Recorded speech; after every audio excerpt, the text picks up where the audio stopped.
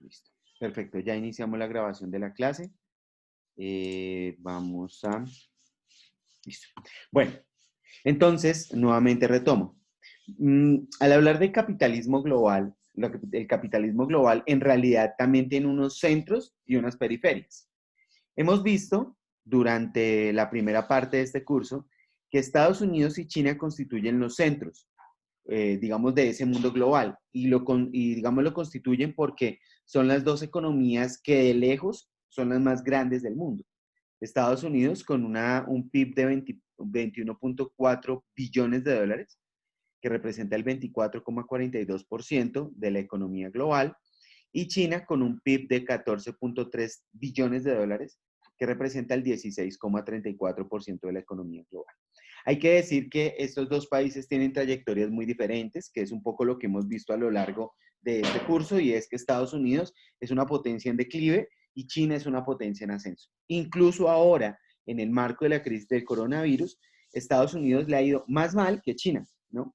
Le ha ido más mal en términos de sus consecuencias económicas, le ha ido más mal en términos de número de infectados. Todos sabemos que Estados Unidos es el país con el mayor número de infectados por coronavirus en el mundo, con el mayor número de muertes por coronavirus, ¿no? Hoy nos enteramos, ayer nos enteramos de la noticia que el presidente de los Estados Unidos, uno de los negacionistas de este tema, pues también está enfermo de coronavirus, o sea, también lo atacó a él. Y esto va a tener consecuencias. Yo creería que podríamos concentrarnos mucho en las consecuencias del coronavirus en términos económicos. Ahora vamos a ver un par de infografías sobre estos.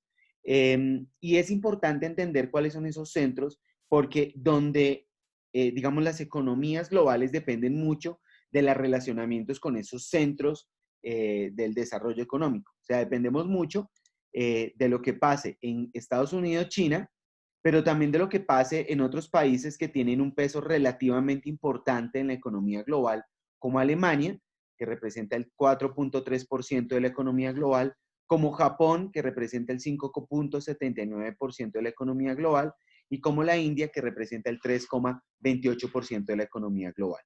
Entonces, estos son los centros del mundo del capital, del capitalismo global. Y ahí están las periferias, digamos. En el resto, pues en las periferias. Obviamente nosotros estamos en la periferia. Nuestro producto es de apenas 0.3 billones de dólares, que representa el 0,37% del total de la economía global, o sea que es una muy pequeñita parte. Pero fíjense ustedes que dentro del contexto regional, estamos dentro de las economías más grandes. O sea, si bien no somos muy importantes en el contexto regional, digamos, nuestra economía es un poquito más pequeña o más pequeña que Brasil, México, Argentina, y un poquito más grande que Chile y Perú, que no alcanza a aparecer en esta infografía.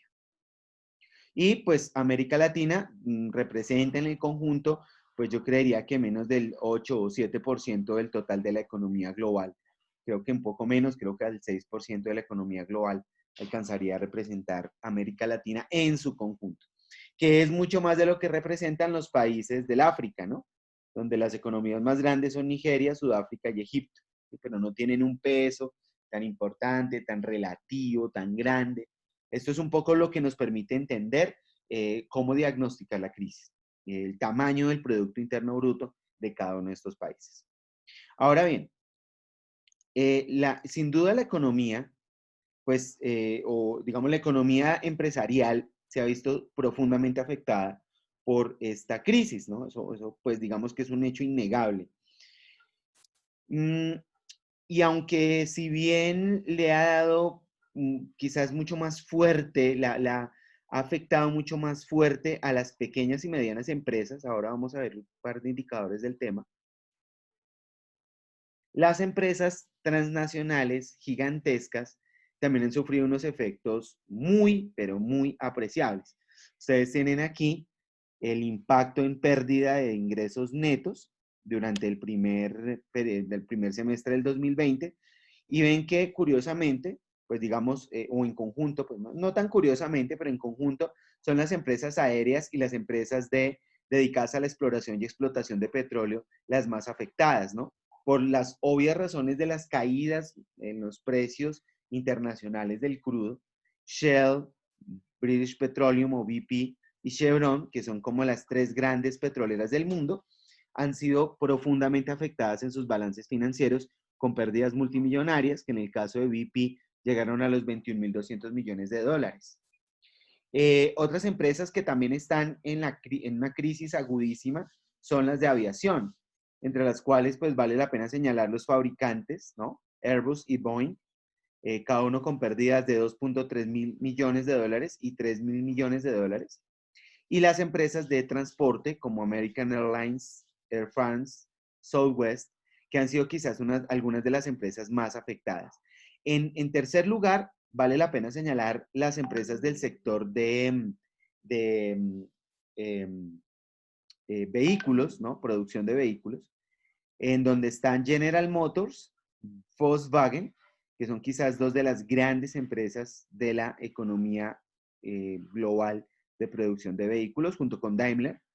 Y aparecen, digamos, en un nivel poco menos importante otras empresas como Wells Fargo, que es una empresa financiera en los Estados Unidos, como Booking, que creo que todos ustedes la conocen, es una empresa global dedicada al alquiler de hoteles y digamos, es un portal que te permite buscar hoteles y sitios de alojamiento. Entonces, estos son como los grandes sectores afectados por la economía global. Esto que nos lleva, digamos, un poco la pena valorar. No a todo el mundo le va mal en una crisis, ¿no?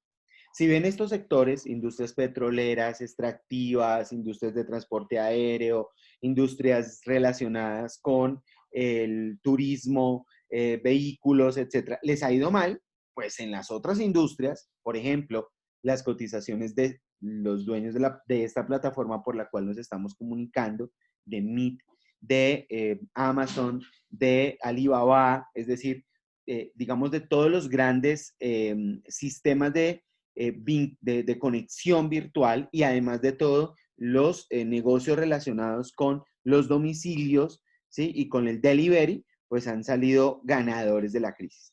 O sea que debemos entender la crisis como una ruptura de un modelo económico que da paso a otro modelo económico, o por lo menos así lo veo yo. En ese sacudón, pues hay algunas empresas que pierden y otras que ganan, ¿sí? Sería interesante que en su trabajo incluyeran esa visión, ese análisis, qué sectores salen ganando y qué sectores salen perdiendo, y que hicieran mucho énfasis en ello en esta crisis actual del coronavirus y la incluyeran en su infografía, que creo que vale la pena pensarlo en la medida en que nos permite entender la crisis como no como algunos dicen allí como oportunidad, pero en realidad sí hay una oportunidad de desarrollar nuevos frentes de negocio y nuevas oportunidades de vinculación y de creación de nuevos negocios en las industrias globales. Ahora bien, hay un tercer elemento que me llamó mucho la atención y esta infografía creo que lo resume muy bien, y es cómo se produce una crisis económica, ¿sí? En realidad, esta es una descripción muy taxativa de la crisis económica que genera, pues digamos, esta particular crisis relacionada con el coronavirus, que como ya lo habíamos señalado anteriormente, pues no solamente estaba impulsada por el coronavirus, sino que pues venía desarrollándose ya desde hace mucho tiempo en los mercados globales. ¿Dónde comienza, digamos, de alguna manera?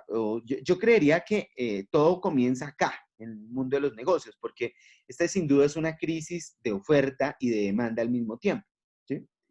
¿Por qué una crisis de oferta y demanda al mismo tiempo? Porque, digamos, lo que pasa es que el coronavirus lo que hace es poner en evidencia el desgaste de un modelo de capitalismo que vivía de la especulación.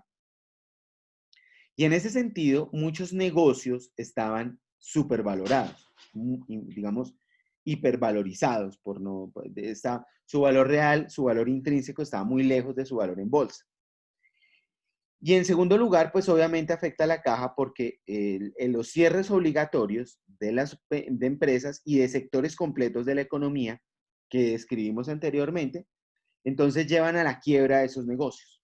¿Eso inmediatamente en qué se traduce?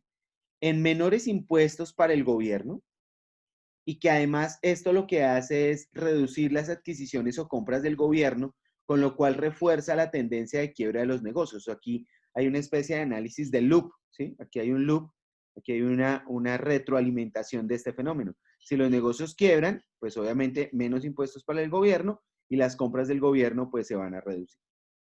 También la quiebra de los negocios implica una reducción de los sueldos y los salarios, que se expresa en despidos laborales, en reducción de horas y en otros fenómenos.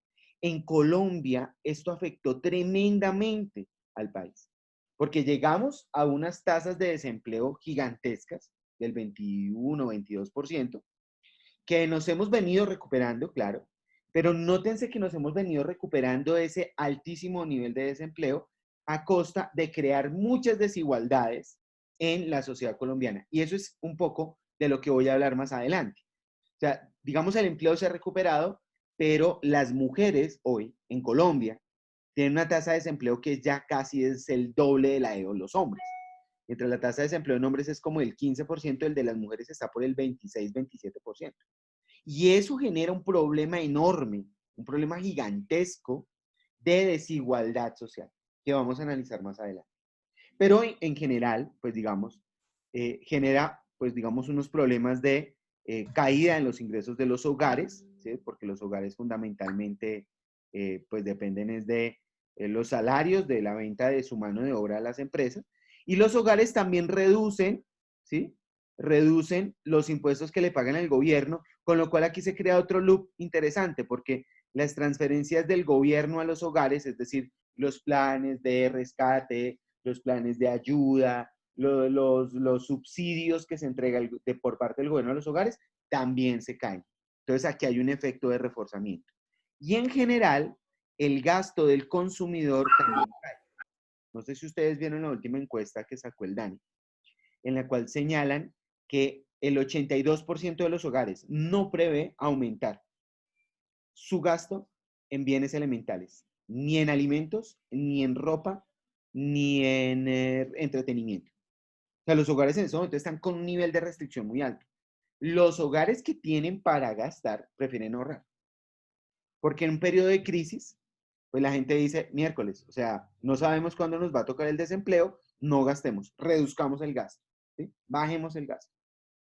Entonces, el gasto del consumidor en reducción, en caída, pues también afecta a los negocios y los lleva, o sea, aquí hay otro loop, ¿sí? Aquí hay otro sistema de retroalimentación interesante, porque la caída de los salarios implica también que el gasto de los consumidores baje y por ende, ¿sí? Lleva a que haya cierre de tiendas, restricciones de entregas a domicilio, prohibiciones de viaje, que fueron como las medidas de aislamiento que se tomaron, y hace que los negocios vayan a la quiebra.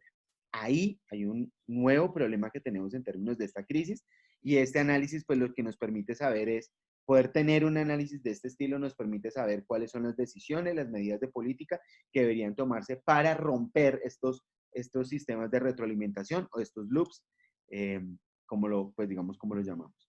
Igualmente, los hogares reducen el consumo, no solamente interno, sino externo, ¿cierto? Entonces hay unos shocks de demanda internacional, porque la gente pues ya no tiene plata para comprar bienes ni locales ni importados, es que se transmiten al resto del mundo. Esto es un poco lo que le pasa a Estados Unidos, a China, ¿sí? Es que esto, digamos, estos que son los grandes centros de compra, de comercio, de consumo, pues dejan de consumir. Ya al dejar de consumir, afectan a los demás países que como ya no pueden, digamos, vender al exterior, o sea, ya sus exportaciones se caen, las empresas de otros países también ven cómo sus negocios se quiebran. Se rompe la cadena de suministros internacionales. ¿Y se rompe por qué? Se rompe porque no hay quien demande y cuando ya la demanda pues se ha caído, las empresas se quiebran y se rompe la oferta. Si ustedes van hoy a las droguerías y tratan de buscar aspirina, no encuentran aspirina. ¿Sí? Y muchos medicamentos no se encuentran. ¿Por qué? Porque durante meses la cadena de transporte estuvo congelada. Ahora apenas está un poco volviendo a andar. Y la cadena de producción también estuvo congelada. Entonces, digamos que si se abrieron las fábricas hace un mes o 2 meses, apenas están iniciando los procesos productivos y los despachos de pedidos. Y es posible que tengamos escasez de aspirina hasta bien entrado el año 2021. ¿Sí? Esperamos que no, pero es posible que hasta entrado 2021, enero, febrero, marzo del 2021, todavía tengamos limitaciones para adquirir no solo aspirina, sino otras cosas. Incluso traten ustedes de buscar hoy pasta para lasaña. ¿Sí? Algunos productos que estábamos acostumbrados a ver en la canasta, en el supermercado, hoy ya no están. Y eso pues va a generar, genera una idea de que los impactos de la economía no es, digamos, la economía no es un switch que yo apago y enciendo a voluntad. Y que una vez enciendo eso todo empieza a funcionar maravillosamente, ¿no? Un un cierre de la economía implica efectos de corto, mediano y largo plazo, ¿ya? Por eso muchas veces quienes piensan que no es la economía ahorita va a salir rápido del problema, creo que deberían pensárselo muchas veces más cuando vean este modelo. ¿Sí? Entonces las cadenas de suministro internacionales y nacionales se interrumpen, ¿sí?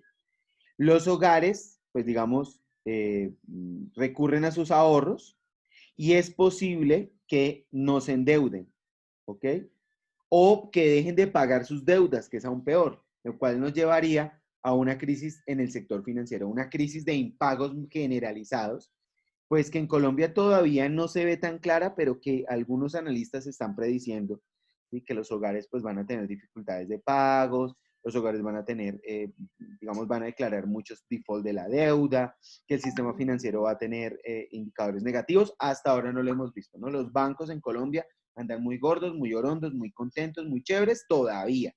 Vamos a ver qué pasa después, ¿no? Eso depende mucho de las condiciones en que se esté dando el relacionamiento de los hogares con el sector financiero, cómo el sector financiero haya tomado medidas prudenciales para apalancar la crisis, ¿cierto? Para alivianar la carga de la deuda de los hogares, pero pues hasta el momento creo que no se han tomado las decisiones y es posible que el choque en el mediano plazo venga por un sector financiero que esté entrando en una crisis de impagos.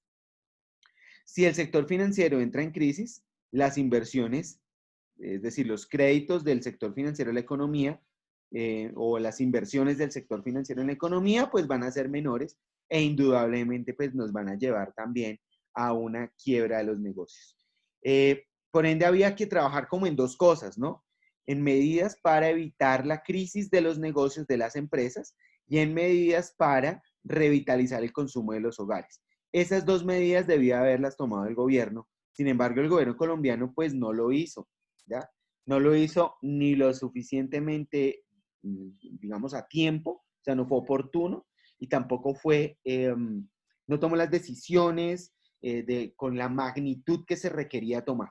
Eso es un poco lo que explica la diferencia entre los comportamientos de la economía en un país como Colombia y en otros países que ya han estado, digamos, superando la crisis. Aunque, ojo, damas y caballeros, es tan cierto que no hemos salido de la crisis que hoy el Ayuntamiento de Madrid está discutiendo nuevamente el cierre de la ciudad. Y ustedes ven las protestas hoy en Madrid, no sé si las han visto algunos de ustedes, pero las protestas en Madrid están muy, muy calientes porque la gente no se aguanta pues otro cierre de la ciudad y eso pues está trayendo muchísimas, pero muchísimas consecuencias. Consecuencias de desorden social, lo que está pasando en Colombia tampoco es, digamos, lo que pasó el 9 de septiembre en Bogotá y en otras partes del país tampoco es un fenómeno aislado de este problema. La gente con desempleo, la gente con hambre, la gente sin ocupación, sin estudio, etcétera, etcétera, pues digamos de alguna manera recurre a acciones que son, digamos, desesperadas, ¿no? Luego, lo que tenemos que pensar es que la crisis no va a terminar en 2021, ni siquiera en el improbable caso de que exista una vacuna eficiente. O sea, ojo, nosotros tuvimos que parar la economía porque había un virus, un virus que amenaza la vida de las personas. Ello implicó parar la economía, es decir, cerrar los circuitos económicos, impidiendo la movilidad de las personas. ¿Sí? El virus no se ha ido, el virus está ahí, medio hemos aprendido a convivir con él, ¿cierto? La mayor parte de nosotros sale a la calle con tapabocas, la mayor parte de nosotros echamos alcohol en las manos, y bueno, creemos que con eso estamos protegidos, pero una protección eficaz la daría una vacuna que fuera lo suficientemente robusta para poder combatir el virus. ¿En qué estamos en la vacuna? Pues creo que todos ustedes han escuchado la vacuna Sputnik, que es la vacuna que diseña Rusia, y otras vacunas, que hay 25 o 26 proyectos de vacuna, China, británicas, norteamericanas, incluso una cubana que ya inició etapas de investigación, de primeras pruebas. Bueno, tenemos un montón. Pero aún si consiguiéramos la vacuna el 31 de diciembre del 2020, hay que producirla masivamente. ¿Sí? Hay que producirla masivamente, puede tardar 6 meses, 7 meses. ¿Sí? Mientras tanto, muchas actividades como estas de docencia se van a tener que mantener en sistemas irregulares. O sea, yo no creo que en el 2021 vayamos a ir a un modelo de normalidad total, posiblemente un modelo híbrido, y ese modelo híbrido va a tener muchas restricciones, porque si nos encerramos todos en un salón y alguno de nosotros está infectado, asintomático, nos jodimos, porque aprendimos del virus que en espacios cerrados se reproduce rápidamente. Entonces, deben observarse unos mínimos, eh, por lo menos en términos de los sistemas de educación. Deben observarse unos mínimos en los sistemas de transporte público, porque aquí en Colombia eso vale huevo, lo cual implica que nosotros, como ustedes ya vieron, lo que está pasando en Medellín, lo que está pasando en Cali, lo que está pasando en Bucaramanga, es que las tasas de contagio rápidamente vuelven a crecer. ¿Sí? El problema no es solamente que las tasas de contagio vuelvan a crecer, sino que hay un nivel de comorbilidades, y hay un concepto que se llama sindemias, es decir, hay grupos poblacionales que por sus características de vida, de alimentación, de, de hábitos de consumo, están más predispuestos que otros. Porque aquí nos han vendido la idea así, que son los gordos, que son los viejos, que son no sé qué, bla, bla, bla, bla, bla, bla. Pero resulta que no nos han dicho que esta es una epidemia, es una pandemia que afecta de manera más importante a las personas más pobres de la sociedad. Entonces, esto pues va a tener todos unos problemas. ¿Sí? Y lo que sí es claro es que, pues digamos, una vacuna se va a demorar. Se va a demorar no solamente en producirse, ¿sí? Suponiendo que la primera vacuna rusa funcione muy bien. Rusia tiene una propuesta de producción a un año de más o menos entre 100 y 200 millones de unidades. Somos 7.000 millones de habitantes en el planeta Tierra. Entonces, 100 millones de habitantes recibirán la vacuna. Los otros 6.900 millones. ¿Sí? ¿Cuándo? Entonces, la pregunta central es, o más bien, el problema central acá es que los medios nos bombardean todos los días diciéndoles, es que la vacuna y la vacuna y la vacuna y la vacuna y ya y salió y la prueba y tal, pero la vacuna masiva no está. Y la vacuna masiva podría demorarse 2, 3 años. ¿Sí? Suponiendo que Sputnik funcione. Porque si Sputnik no funciona, nos demoramos más. ¿Sí? Y es la que va más avanzada. Porque ya vieron que la de Oxford, la de AstraZeneca, con la cual estaban experimentando en Colombia, tuvo efectos adversos en 3 de 100 pruebas. Eso quiere decir que es decir, que le aplicaron la vacuna a 3 personas y se enfermaron muy grave. Entonces, si usted le aplica la vacuna a 100 personas, 3 se le enferman, pues uno diría tenaz. Pero si le aplica la vacuna a 100.000 y 30.000 se le enferman, eso es otro rollo totalmente distinto, porque es en términos de la carga del sistema sanitario. Usted no puede aplicar una vacuna que no tenga unos mínimos de bioseguridad. Eso debe ser claro para todos nosotros. No subestimar el impacto de esta pandemia, que pareciera que todo el mundo funciona, todos funcionamos ya sin restricciones y problemas. Vámonos, veámonos. Yo los invito un poco a mirar, porque la crisis del 2021, estos son los escenarios que construyó el Fondo Monetario Internacional, tomando de una base de normalidad, ¿cierto? Entonces, si hacemos un retraso en la contención, la economía global caería un 3%, pero volvería lentamente, lentamente, miren, 20, 21, 22, en 24 años, perdón, a duras penas estaríamos tratando de recuperar esa curva. Si hay una recaída en 2021, que es lo más probable, ya digamos, Europa está pasando por una recaída, China no, los países del sudeste asiático no están cayendo en recaídas, un tema interesantísimo, pero Europa ya está cayendo en una recaída y Colombia que no se ha levantado del primer pico del virus, pues parece que ya tiene otro pico encima. O sea, aquí los picos de contagio a medio estaban reduciéndose y ya están volviendo a aumentar. Ahora, digamos, si nos retrasamos en la contención y hay una recaída en 2021, la crisis económica global en 2021 llevaría a una contracción de la economía del PIB global en un 7%, entre 7 y 8%, y a una muy lenta y muy difícil recuperación en los próximos 3 años. El gobierno colombiano, no sé con qué modelos habrá trabajado, pero el gobierno colombiano dice que la recuperación de la economía se va a hacer una especie en V. O sea, caímos y rebotamos hacia arriba. Es decir, que lo que ellos esperan es que a finales de noviembre, diciembre, el desempleo esté en el 10%. Bueno, si lo logran, chévere. Yo creo que es difícil. Yo creo que es difícil. ¿Sí? Y en buena parte de lo que está pasando con el desempleo en Colombia, que es una variable crítica de análisis de una crisis, es que no es que haya, digamos, no es que haya descendido el desempleo, no es que hayan más empleos, sino que las personas que entraron a desempleo ya no volvieron a salir a buscar. Por eso es importante ver que la tasa de participación laboral de la población la tasa de participación se redujo, ¿sí? Es decir, hay gente en las casas que no está buscando empleo. ¿Por qué no están buscando empleo? Pues porque particularmente, como yo les había dicho hace un instante, la mayor parte de las personas que se están quedando en la casa son las mujeres. Y la razón por la cual se están quedando las mujeres en la casa es porque los niños están allí y se están quedando en labores de cuidado. Y eso se está representando en las estadísticas del DANE, ¿ya? O sea, estamos viendo ese fenómeno que no es solamente de aquí, sino en América Latina. En América Latina estamos viendo ese fenómeno. ¿Vale? O sea que, ojo con este tema, la crisis no va a terminar en 2021 como por arte de magia. Y entonces esto nos lleva a un problema, a otra característica.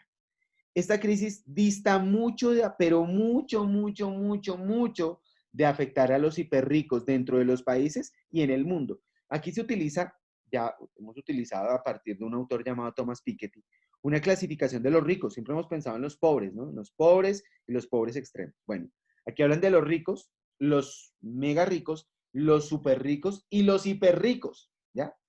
Aquí tenemos un cuadro de los hiperricos. ¿Quiénes son los hiperricos? En Estados Unidos, Walton, la familia Walton, que son los dueños de Walmart, que son, digamos, la familia número uno en términos de riqueza en el mundo. Luego viene la familia Mars, luego vienen los Koch brothers. Realmente no sé qué empresa tienen los Koch brothers. Por aquí viene luego en el lugar número 3, por aquí está el número 3, que no lo veo, no lo veo, no lo veo, no lo veo, no lo veo. Bueno, por ahí deben estar. Luego viene la familia Al Saud, que es la familia de los jeques de Arabia Saudita, en el número 4. Fíjense ustedes que los Walton tienen una fortuna estimada en 190.5 mil, o sea, 190 mil millones de dólares, y la familia Al Saud en 100 mil millones de dólares. Bueno, los Koch brothers son los 3, la familia Al Saud son los 4. Fíjense ustedes que las 3 familias más ricas del mundo están en los Estados Unidos, la cuarta está en Arabia Saudita, la quinta está en Francia, que son los dueños de la red pues de la empresa de productos de lujo Chanel, que son la familia Wertheimer. Y luego vienen los Hermes, la familia Hermes es otra familia muy conocida, son de una marca muy parecida, muy conocida por quienes gustan del consumo de lujo, con una fortuna de 53.100 millones. Bueno, ahí ustedes pueden ver los distintos grupos familiares. Estos son los mega ricos, por ejemplo, aquí está en el número 8 con 51.900 millones de dólares de patrimonio, la familia Boehringer von Baumbach, que son básicamente los dueños del Boehringer Ingelheim, una de las grandes farmacéuticas a nivel global. Bueno, y estos son los mega ricos, a esto no les ha pasado nada, estos están muertos de la risa, ¿sí? ¿Por qué? Porque, pues digamos, los mega ricos, a pesar de que se encuentre su fortuna puesta en un sector de la economía, ellos diversifican el riesgo. Construyen lo que se llama holdings, ¿no? Tenedoras de inversiones en muchos sectores de la economía. La familia del Saud no vive del petróleo, solamente. ¿Sí? La familia del Saud vive de cuánta cosa hay, de minería sobre todo. Lo que está pasando, por ejemplo, eso lo vemos aquí reflejado en el caso de Minesa, que es una empresa de los Emiratos Árabes. No sé si esté por aquí dentro del conjunto de familias más ricas del mundo, creo que no, no la vi por allí.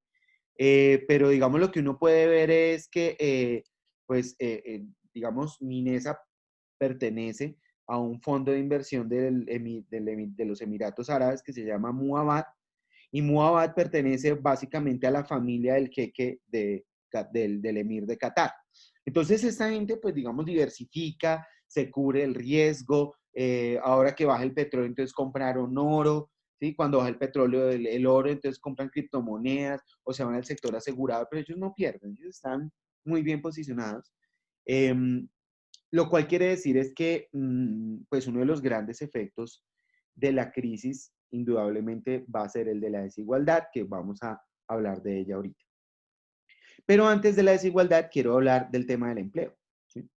Fíjense ustedes que la crisis del coronavirus, esta crisis, indica que el COVID-19 podría acabar con 25 millones de empleos, que me parece que es una cifra increíblemente alta, una cifra enorme, gigante.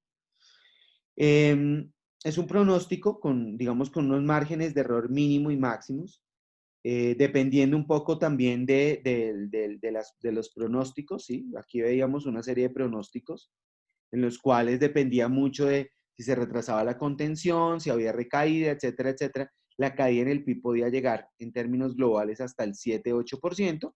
Entonces la OIT, la Organización Internacional del Trabajo, dice, bueno, depende, si el crecimiento del PIB cae en un 2%, la incidencia va a ser muy baja y se van a perder, pues digamos, un total de aumento del desempleo a nivel global de 5,3%. Perdón, de 5,3 millones de personas. 5,3 millones de empleos se podrían perder. Si el crecimiento del PIB cae en un 4%, estaríamos hablando ya de una caída de una pérdida de 13 millones de empleos a nivel global. Y si cae en un 8%, estaríamos hablando de 25 millones de empleos, como mínimo, ¿no? Con un margen de error, fíjense ustedes que aquí hay un margen de error que podría ubicarnos casi en los 38, 39 millones de empleos perdidos. Y en Colombia, pues eso sería pues muy difícil de soportar, ¿no? Colombia, digamos, enfrentando una pérdida de 500.000 empleos, esto es una locura. Y además, esto lleva a un aumento en las brechas salariales. Sobre todo, este es un tema que le debe interesar mucho a las mujeres, ¿no?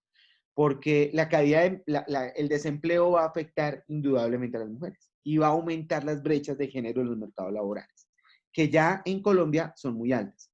Colombia es el país con la brecha salarial de género más alta en América Latina, ¿sí? Con una diferencia de 0,68 entre el salario de los hombres y el salario de las mujeres. ¿Qué quiere decir eso?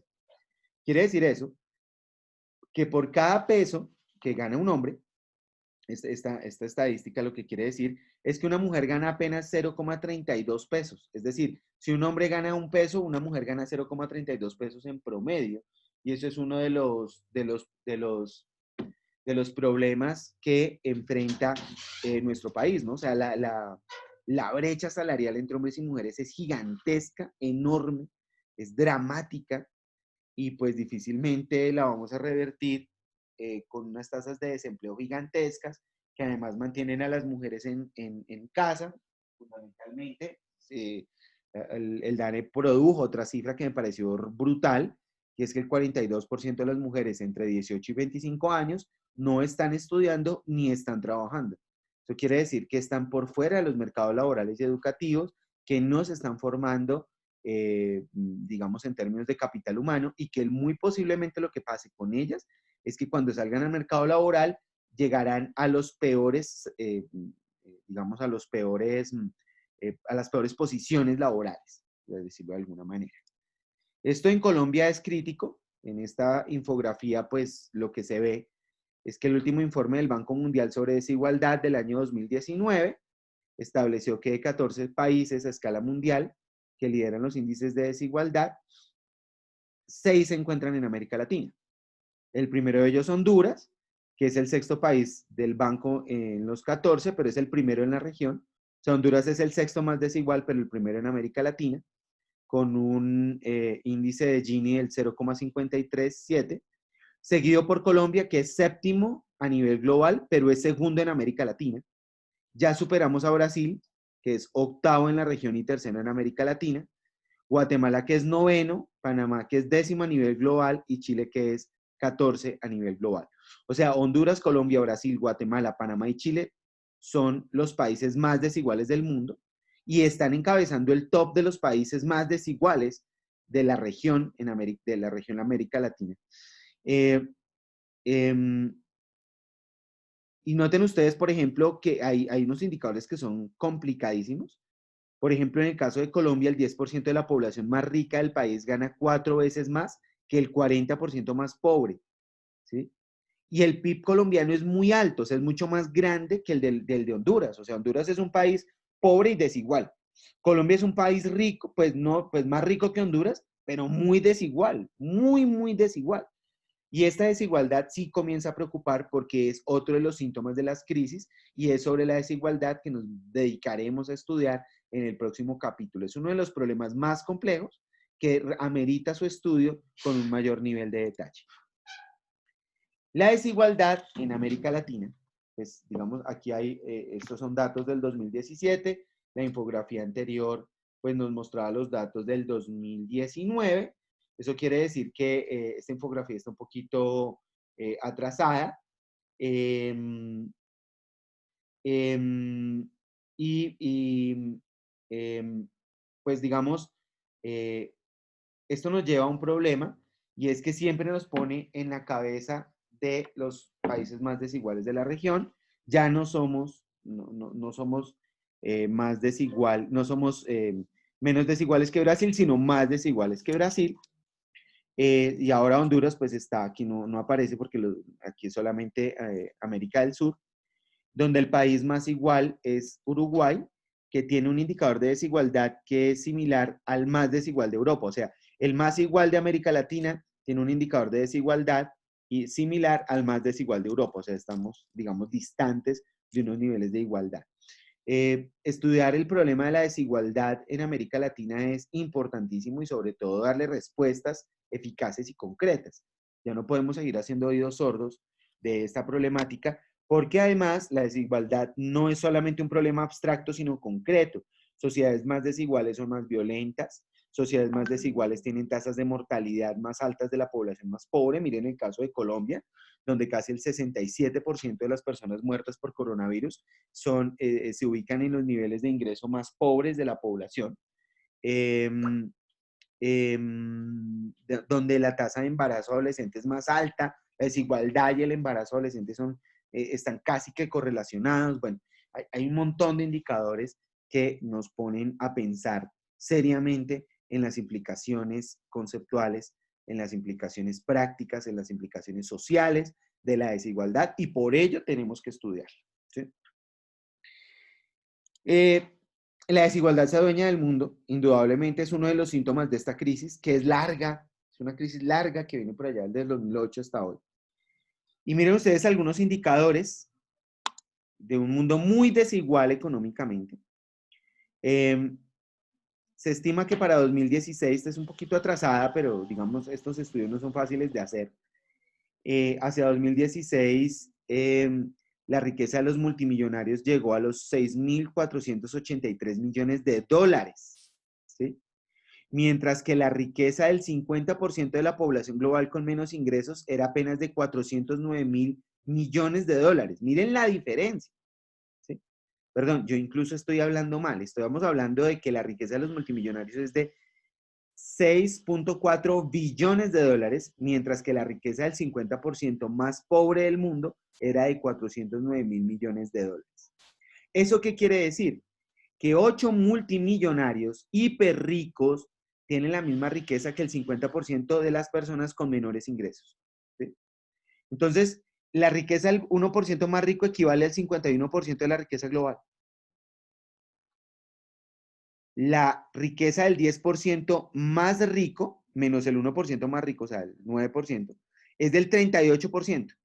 Y el resto de la población se queda con el 11%. Es un mundo supremamente desigual. ¿Sí? O sea, esta es una discusión que nos debe alertar, damas y caballeros, porque esto es uno de los dramas de la economía global. Uno de los dramas de la economía global son los niveles de desigualdad que además generan otra serie de impactos, ¿no? Hoy lo que vemos en el mundo global es que la gente migra porque busca mejores condiciones de vida. Salen de países pobres a países ricos. Hay una migración de 100.000 personas en este momento moviéndose desde Centroamérica, cruzando Guatemala, de Honduras, de Salvador, cruzando Guatemala, buscando llegar a México, buscando atravesar la frontera norte para llegar a los Estados Unidos. Vemos los extremos del lujo y del derroche y los extremos de la miseria humana, casi que a veces a una cuadra de distancia. Yo recuerdo mucho cuando hace algunos años, un par de años, yo estaba en el Parque La 93 y mientras veía que en un sitio vendían una cerveza a 15.000 pesos una cerveza, al frente de ese sitio había una persona buscando comida en la basura. Entonces convive la extrema opulencia y la extrema riqueza a niveles quizás nunca antes vistos en las sociedades modernas. Posiblemente tengamos que remontarnos a la Edad Media para encontrar algo que se le parezca, ¿no? De hiper ricos, ¿no? Unos reyes y unos varones y unos lords muy ricos y una población campesina muy, muy pobre viviendo apenas con lo básico y a veces ni eso. La riqueza del mundo está muy mal repartida, o sea, este gráfico debe llamar la atención, porque pues digamos que el 1% más rico tenga la mitad de la riqueza, un poco más de la mitad de la riqueza del mundo, y que el 9% adicional tenga el otro 38%, pues nos debe alertar de lo que está pasando en un mundo contemporáneo que está caracterizado por una serie de crisis, ¿no? De crisis muy profundas. Entonces, si ustedes miran, lo que hemos venido recorriendo es una dinámica en la cual alertamos de lo que está pasando en los cambios, de hacia dónde deben ir los cambios, pero también decimos que este mundo es muy desigual. Ojo que este mundo es muy desigual en muchos aspectos. Es desigual en términos de género, lo acabamos de ver, es desigual en términos sociales, es desigual en términos étnicos.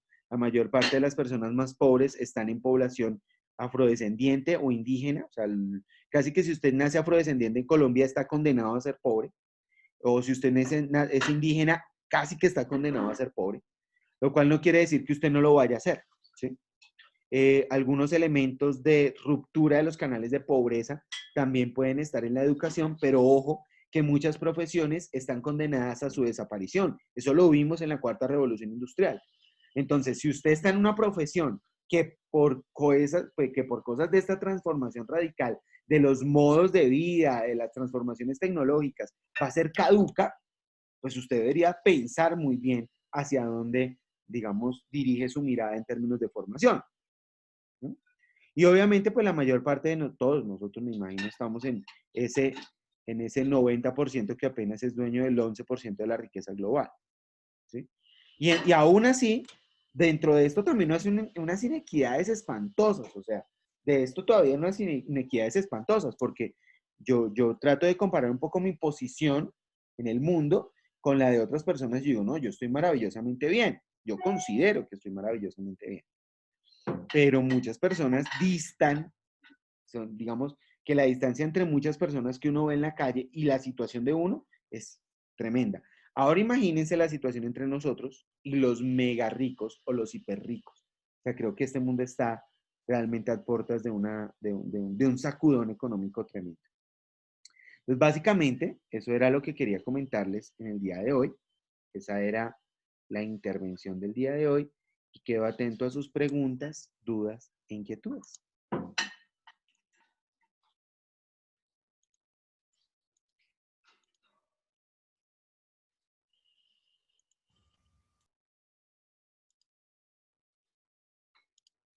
No hay preguntas, no hay dudas, no hay inquietudes.